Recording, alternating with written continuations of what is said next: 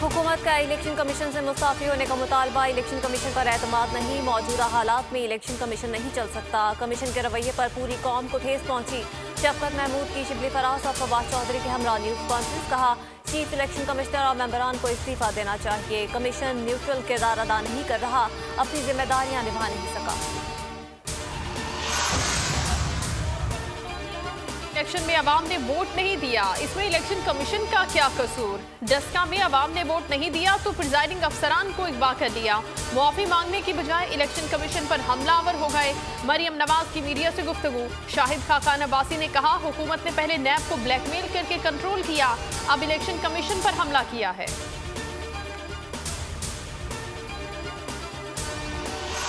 Daska ज़िमनी election में जिले इंतजामिया सूरत हाल कंट्रोल करने में नाकाम रही। पंजाब हुकूमत ने हल्के में सिलेक्टेड अफसरान तैनात करने के लिए इलेक्शन मुतनासिब बनाए और इलेक्शन कमीशन से ताउन भी नहीं किया।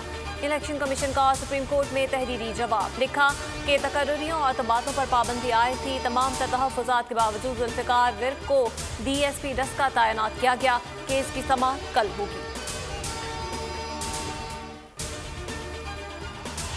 जायज वोट मुस्तरद करके अपने उम्मीदवार को चेयरमैन सेनेट बना दिया गया। अदालती फैसला आएगा तो मालूम हो जाएगा कि सेनेट में भी हुकूमत को शिकस्त हुई।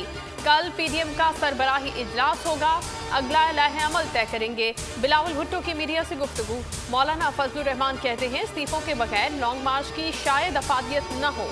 कोरोना भी लॉन्ग मार्च का रास्ता नहीं रोक पाएगा। लाहौर हाई कोर्ट के अहाते में शहबाज गिल को अंडे पड़ गए, चेहरे पर स्याही भी फेंकी गई। अंडे फेंकने वाले पर PTI कारकुनों का तशद्दुद, बाद में पुलिस ने हिरासत में ले लिया। लीगी खवातीन का GPO चौक पर शहबाज गिल पर जूतियों से हमला। मुआविन खुसूसी कहते हैं, लीगी कारकुन अपने काले करतूतों की स्याही फेंक रहे हैं। शहबाज गिल पर अंडे और स्याही फेंकने का वाकया, हुकूमत और अपोजिशन रहनुमाओं की मजम्मत। फवाद चौधरी ने ट्वीट किया कि काले करतूत दूसरों पर स्याही फेंकने से नहीं मिटेंगे। हम्माद अजहर ने कहा कि शहबाज गिल पर हमले की मुकम्मल मनसूबाबंदी की गई थी। एहसन इकबाल बोले, ऐसी हरकत किसी के साथ भी करना दुरुस्त नहीं हो सकती। नासिर हुसैन शाह कहते हैं, स्याही फेंकने का वाकया PTI कारकुनों की तरबियत का नतीजा है। मरियम नवाज की जमानत मनसूखी का केस। लाहौर हाई कोर्ट ने नैब की दरख्वास्त बाकायदा समाअत के लिए मुकर्रर कर दी। मरियम नवाज को 7 अप्रैल का नोटिस जारी कर दिया। मीडिया से गुफ्तगू में मरियम नवाज ने कहा, नैब हुक्म का गुलाम है, उसे मुखालिफिन को पकड़ने का हुक्म है। इमरान खान मैदान में मुकाबला करें, हाई कोर्ट और नैब के पीछे छुपना छोड़ दें। कराची में फिर दहशतगर्दी। औरंगी टाउन नंबर 5 में रेंजर्स की गाड़ी के करीब धमाका। रेंजर्स एहलकार रोशन अली शहीद हो गए। 3 एहलकारों समेत 5 अफराद जख्मी।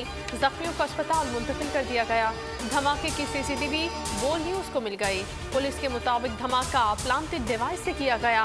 SSP सुहाय अजीज कहती है, मुमकिन तौर पर बारूदी मवाद मोटरसाइकिल में नस्ब था। और मुल्क में कोरोना की तीसरी लहर। सिंध में मज़ारात और दरगाहें बंद। कारोबारी मराकज़ रात 10 बजे, तफरीही पार्क शाम 5 बजे बंद होंगे। रेस्टोरेंट्स में डाइनिंग ममनू। शादी हॉल्स में बुफे की इजाज़त नहीं होगी। कल से बुजुर्ग शहरियों को वॉक इन कोरोना वैक्सीनेशन सहूलत देने का फैसला।